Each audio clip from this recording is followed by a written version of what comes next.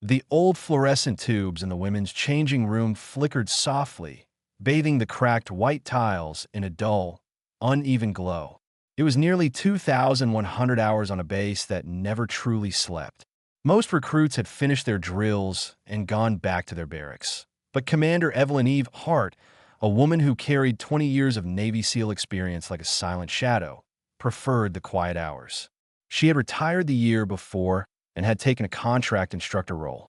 Low profile, limited visibility, just enough to keep her instincts sharp without drowning in memories.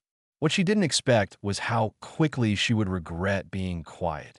She set her duffel bag on the bench and unzipped her uniform jacket, stretching her shoulders with a faint wince from an old injury, a scar she earned in a hostage extraction mission somewhere she still wasn't allowed to name. Her reflection in the old mirror revealed nothing remarkable. Average height, athletic build, deep-set calm, eyes that had learned long ago how to hide storms. To the untrained, she looked like a normal 40-year-old woman. Maybe weaker, maybe slower, maybe someone who shouldn't be teaching young soldiers how to fight. Outside the changing room door, muffled laughter echoed. A male voice muttered something crude. Eve ignored it. Military bases were full of loud, immature men who thought rank protected them from consequences. But then she heard footsteps, 3 sets, approaching deliberately. Heavy, confident, wrong kind of confident. The door slammed open. The laughter stopped. Eve turned slowly, her expression neutral, almost bored. 3 young soldiers walked in like they owned the place. Corporal Jason Miller, wide shoulders, buzz cut, the type who thought he deserved respect because he lifted more weights than brains. Beside him was Private Kyle Benton, tall but nervous-looking, always following Miller like a confused shadow. And then Sergeant Liam Brooks, the oldest of the 3, late 20s, sharp jawline, eyes that carried too much arrogance for his rank. They clearly weren't expecting her. Miller frowned. What the hell? Thought the room was empty. Brooks smirked. Relax. It's just a chick. Eve raised an eyebrow without speaking. Just a chick. She had been called worse by terrorists who didn't live long enough to finish the sentence. Miller stepped closer, the expression on his face shifting into something ugly. You're the new instructor, right? The one who told Captain Hayes she can handle the recruits. He said the words with exaggerated air quotes. Eve didn't blink. Correct. F***CK off, Miller muttered, stepping even closer. You don't belong here. You think you can walk in and start barking orders? You don't even look like you could jog a mile. Eve met his eyes, calm as a still ocean. You're projecting. Kyle snorted. Brooks chuckled, taking another step in. Look, lady, this base has rules. Unwritten rules. You don't get to show us up in front of everyone. Today you embarrassed Miller in drills. Eve shrugged slightly. He grabbed a female recruit from behind in a chokehold she wasn't trained for. I corrected him. Corrected? Miller's face reddened. You slammed me on my back. You weighed yourself down? Eve said simply. Bad foot placement. Kyle coughed awkwardly. Bro, she's mocking you. Miller's jaw twitched.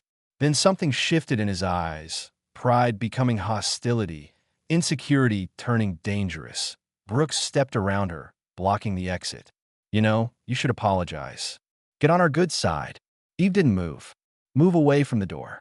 The tension thickened instantly. Miller cracked his knuckles. What are you going to do? Scream. Kyle shifted nervously, looking between them. Maybe we shouldn't. Shut up, Kyle. Miller snapped. Brooks leaned against the wall casually. Relax. She's alone, and she's half our size. Eve inhaled through her nose, slow, silent, patient. She had seen boys like this overseas. Men who mistook kindness for weakness. Men who believed violence made them powerful. Eve knew the truth. Violence simply exposes who you already are. Kyle suddenly moved behind her, uncertain hands reaching out. Let's just scare her a little. Eve turned her head slightly. Don't. But immaturity mixed with peer pressure is a volatile thing. Kyle's arm hooked clumsily around her throat, mimicking a rear choke. Eve didn't even tense. She had escaped chokehold from insurgents twice his size using nothing but her wrist and a broken thumb. Miller grinned darkly. Yeah, show her. She needs to know her place. Eve's voice was emotionless. You are committing assault on a federal installation. Kyle swallowed, fear creeping in. I'm not hurting her. Just, then Miller yelled, tighten it. Kyle obeyed. Wrong move. In a flash. So fast that Brooks blinked and missed it. Eve shifted her weight forward, ducked her head, grabbed Kyle's wrist with one hand, his elbow with the other, and twisted. A loud crack echoed through the room. Kyle screamed, collapsing as she flipped him effortlessly onto the tile. Miller froze. Brooks straightened from the wall, eyes wide. What the? Eve stepped back calmly as Kyle writhed on the ground. Your radial bone is intact. Your elbow is dislocated. You'll be fine. You broke my arm, Kyle cried. I corrected you, Eve said, echoing Miller's earlier complaint verbatim. Brooks lunged, bad choice. Eve sidestepped like it was second nature, grabbed the front of his uniform, and slammed him into the lockers with enough force to shake the entire row. His airborne keychain rattled as he slid down, coughing. Miller stared at her like she had transformed into a monster. What are you? He stuttered. For the first time, Eve smiled, but it wasn't kind. It was the smile of someone who had survived more than these boys could imagine. A smile of someone who had seen death and learned to speak its language. I'm the person who used to train the soldiers your commanders called when things went bad. Miller swallowed hard. You're lying. You're too old. You're too female. Eve finished calmly. Brooks groaned on the floor. Kyle whimpered, holding his arm. Miller reached for her, maybe to shove her, maybe to hit her. She didn't wait to find out. In one smooth motion, her forearm struck his throat. Not enough to crush anything, just enough to drop him to his knees, choking on his own breath. Before he could recover, she hooked his ankle, pulled, and sent him crashing to the floor beside his friends. Silence swallowed the room. Only the dull hum of the flickering lights remained. Eve knelt down so Miller had to look her in the eyes. 3 of you try to choke me. In a locked room. On a secured base. Her voice lowered, becoming something terrifying. And you didn't even think to check who I was. Brooks rasped. Who are you? Eve stood, grabbed her duffel, and slung it over her shoulder before answering. Commander Evelyn Hart. United States Navy SEAL. 20 years active. 10 years DEVGRU. And the last person you ever want to trap in a room. The color drained from all 3 faces instantly. DEVGRU. The most elite unit of Navy SEALs. SEAL Team 6. Whispered like mythology, Brooks stuttered. That's classified. How are we supposed to know? Eve looked at him sharply. You weren't supposed to know, but that didn't stop you from attacking a superior officer. Miller was trembling now, sweat rolling down his forehead. Please, Commander, I wasn't thinking. We were just being boys. Eve interrupted. Boys don't assault people. Criminals do. Kyle sobbed quietly. Eve turned and walked toward the door. Miller choked out. Where are you going? Eve paused with her hand on the handle. I'm going to report this. Brooks gasped. Please, Commander. Don't. My career. Eve didn't turn around. You were willing to risk a woman's life for your pride. Now you live with the consequences. But as she stepped outside, she heard something behind her. Not words, but fear. True, primal fear. And she remembered something her old teammate, Chief Ryan Keller, once told her in Afghanistan.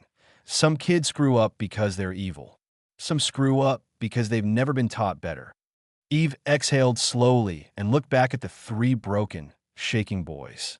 They weren't evil.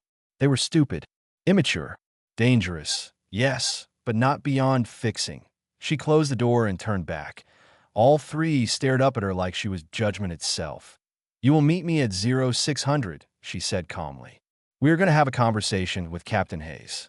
Miller shook his head rapidly. Please, don't get us discharged. My dad will kill me. Eve raised a hand. I'm not discharging you. Captain Hayes will decide your punishment. But you will own what you did. Kyle sniffled. Are you going to tell him we tried to choke you? Eve stared at him, expression unreadable. Yes. Brooks flinched. Commander, please, and Eve added, I will also tell him I believe you can do better. They froze, stunned. Eve slung her duffel back onto the bench. Pick yourselves up. Clean this room. And don't ever walk into a space thinking you own it. Slowly, the boys scrambled to their feet, still shaking. Eve looked at them one last time. I don't need your apology. I need your improvement.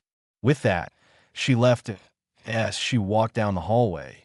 Senior officers saluted her respectfully, not knowing what had just happened, only recognizing her rank. Eve responded with a nod, but her mind was still in the changing room. This was why she came back. Not for glory, not for rank. Make the military better than it was when she first joined. Prevent boys from becoming bullies. Turn children into soldiers, not monsters. She reached the exit and looked up at the night sky, stars scattered like tiny beacons.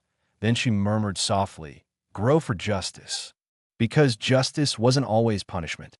Sometimes it was giving someone the path to become who they should have been all along. She walked forward into the cold night, her breath steady, her steps certain, a retired SEAL who had survived wars most would never read about, now fighting a quieter war, reshaping the next generation. And she wasn't done yet. If you want more powerful stories like this, make sure to subscribe to Grow for Justice. Tell me in the comments. Where are you watching from?